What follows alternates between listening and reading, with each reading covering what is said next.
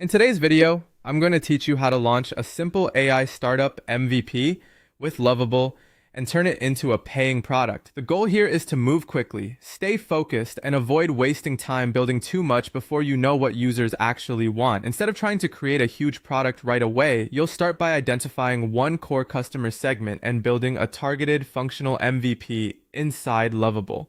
This means choosing a very specific type of user with a clear problem, then creating the smallest version of your product that solves that problem well.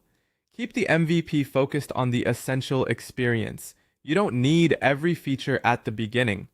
What matters most is that the product works, feels usable, and clearly delivers value to the people you're building for. Once your MVP is live and functional, the next step is to connect Stripe payments and set up a custom domain. This is what allows you to turn interest into actual revenue. Stripe gives users a smooth way to pay, and a custom domain makes your product feel more trustworthy and professional. Together, these two pieces help bridge the gap between a test project and a real business. Before sending traffic, make sure the payment flow works correctly and the domain loads cleanly, because even small issues at this stage can reduce conversions.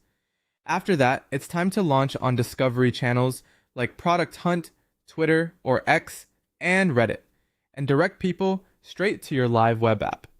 The key here is to bring attention to something people can actually try immediately. When users click through, they should land on a working product, not a waitlist or vague landing page. This gives you a much better chance of getting meaningful feedback, early signups, and paid users.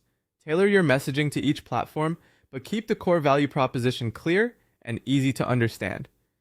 As feedback starts coming in, use Lovable's rapid prompting workflow to ship user-requested features in real time. This is where speed becomes a major advantage. Instead of collecting requests and letting them sit for weeks, you can quickly turn valuable feedback into product updates while interest is still high.